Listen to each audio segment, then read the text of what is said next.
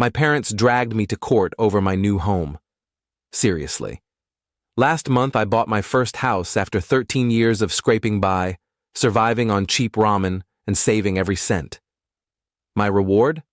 A lawsuit from my own parents? Their claim? That house belongs to your sister. I thought it was a prank. It wasn't. I didn't hire a lawyer. I faced the courtroom alone, no one in my corner. But when I exposed the stunning truth behind their plan, the room fell silent. Their lawsuit? It collapsed like a house of cards. I'm the oldest kid, started working at 16, delivering takeout, stacking boxes, scrubbing dishes, anything to get by. Now, just as I'm clawing my way out of poverty, they treat me like the villain. I still can't wrap my head around it. But what happened next? You won't believe it. I became self-sufficient at 18. While my peers obsessed over prom, I was stashing every penny from server and delivery gigs to buy a beat-up 1998 Toyota with 200,000 miles for $900. I attended community college, worked full-time, and later joined a coding boot camp. I grinded nonstop to earn certifications and landed a cybersecurity job, where I've been killing it for 8 years. Meanwhile, my sister, Emily, 32, is the family's golden child. She attended a pricey private college on scholarships, studied abroad in Italy for 2 semesters, and earned a master's in art history. My parents covered everything: tuition, rent, pocket money, lavish spring break trips. They even bought her a shiny new car at 16. Me? I've never had a proper vacation, no fancy clothes, no wild nights out. I shared apartments with roommates for nearly a decade, only moving out last year. Last month, I bought my first home. 3 bedrooms, 2 baths, a backyard for a small garden.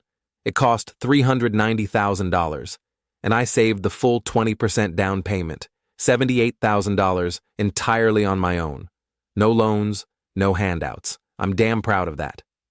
2 days after getting the keys, my dad texted, "We need to discuss the house. Call me Asa P." I called, expecting him to ask for a tour. Instead, he said, voice slow and deliberate over video, "We've talked as a family, and we think Emily should have the house." I was floored.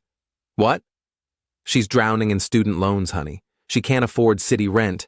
You're doing fine. You could buy another place. I laughed, thinking he was joking. He wasn't. Then my mom called. "We raised you, sacrificed for you.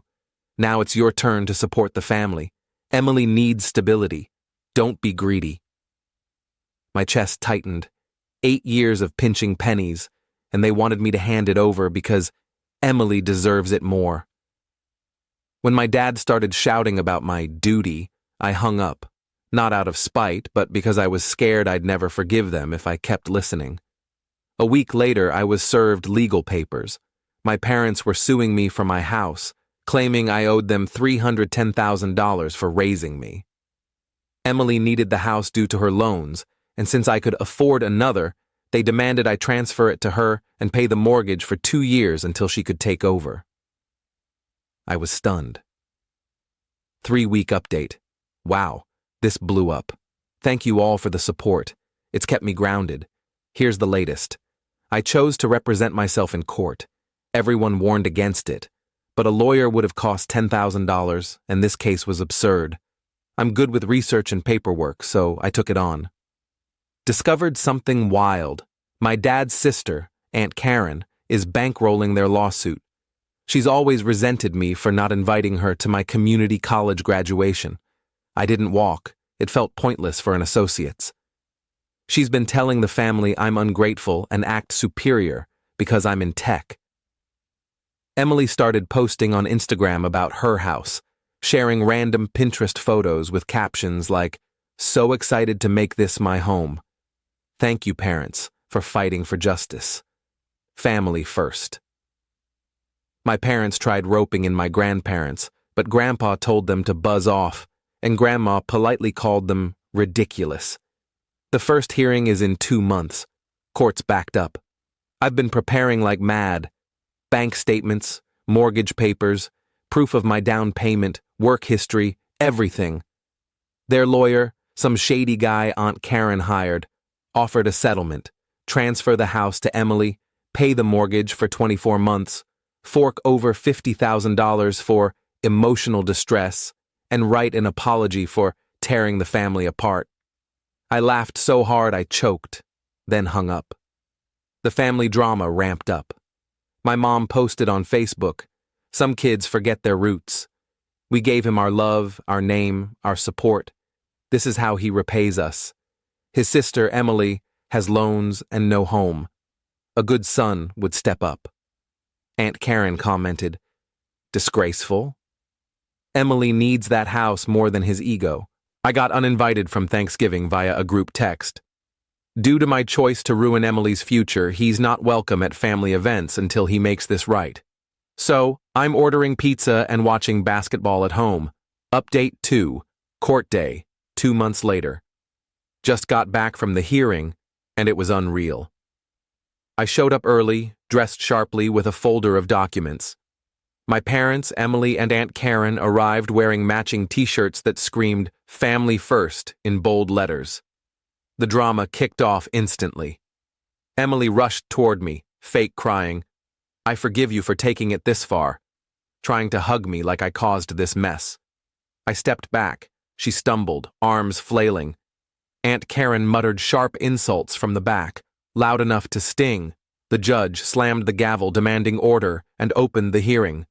Their lawyer, visibly embarrassed, started, "Your Honor, my clients sacrificed everything, love, money, time, for the defendant.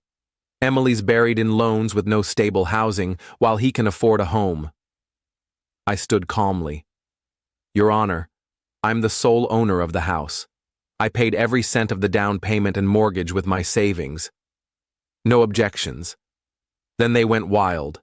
Family photo albums from my childhood as emotional evidence, Emily's $175,000 art history loan statement, a spreadsheet of childhood expenses, including a $13.49 burger from 2003, a text from me saying, "Love you guys," as proof of family loyalty, and my LinkedIn profile to show I'm successful in cybersecurity.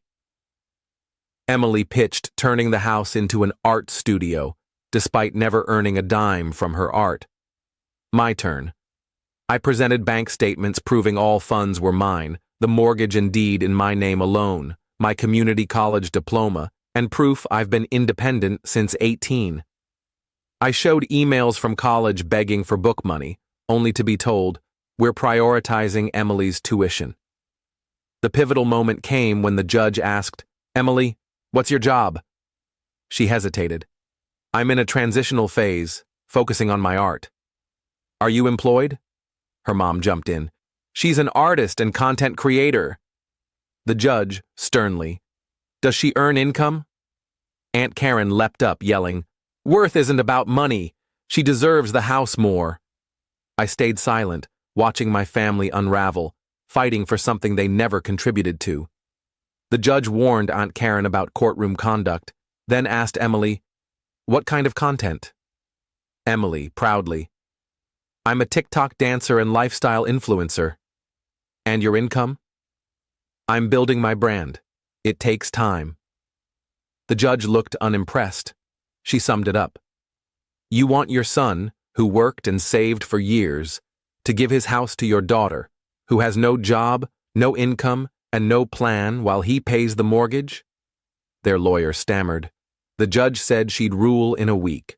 5 days later, I got the dismissal letter. Update. 3. 1 week post-court. The case was thrown out.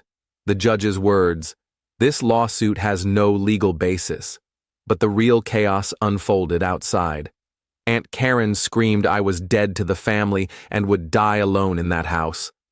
Emily collapsed on the courthouse steps, sobbing, "You stole my dreams." My mom disowned me. My dad said I'd ruined the family. My home security cameras, installed after the lawsuit papers arrived, caught Emily lurking near my car, looking around nervously before leaving. Aunt Karen approached my driveway with spray paint, but fled when the motion lights triggered. I filed a police report with the footage. Social media erupted. Emily launched a GoFundMe. Help me get a home after my brother stole my future, claiming I manipulated the system and abandoned family values. It's under review for fraud after reports. My mom posted in local Facebook groups about my betrayal. Admins removed the posts for harassment. Aunt Karen made vague online threats, but deleted them after backlash. I'm pursuing a restraining order, which is pending. The family group chat exploded. My cousin, who never liked Emily, responded to my mom's sob story. You paid $200,000 for Emily's tuition while he worked nights for community college. Now you want his house? Another cousin. Remember when I needed $150 for books and you bought Emily a laptop? Another. Her graduation party was $12,000. He didn't even get a card. Grandpa weighed in. You're terrible parents. He succeeded despite you, not because of you. Update 4. 3 months. Post-court. I wasn't going to escalate, but after the vandalism attempts, I acted. The police are investigating the footage. A temporary restraining order was granted. I sent a cease and desist letter about the fraudulent GoFundMe. I'm documenting everything for a possible civil suit. Fallout's hitting. Aunt Karen got a workplace warning for harassing me via her work email. Emily's GoFundMe was shut down. My parents are getting side-eyed at church. Small-town gossip is brutal. Family dynamics have shifted. Half support me, a quarter stay neutral, the rest think I should have surrendered the house. Final update. 6 months, post-court. Life's changed. My parents aren't speaking to me. Aunt Karen's restraining order is permanent after she violated the temporary one. Emily's working at a coffee shop, whining about it on Instagram. I got a promotion, upgraded my security system, and I'm thriving in my house. I adopted a rescue dog, Max, a German Shepherd mix, and started hosting game nights with friends, people who don't judge my every move. Mom texts occasionally, asking for money because they're struggling. I don't reply. Dad emailed, "When will you forgive us?" Family sticks together. I didn't respond. The best part?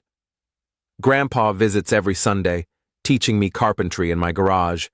He's wanted to connect for years, but my parents always blocked it. Last week, he said, "I'm proud of you, kid. You stood your ground." To those asking, did my parents really think suing their son for his house would work? Did Emily believe she deserved it just because college was tough while I had a steady job? Do they still tell everyone I destroyed the family? Some people shouldn't be parents. Thanks for following this mess. I'm off to enjoy my house, my dog, and my peace. The best revenge is living well.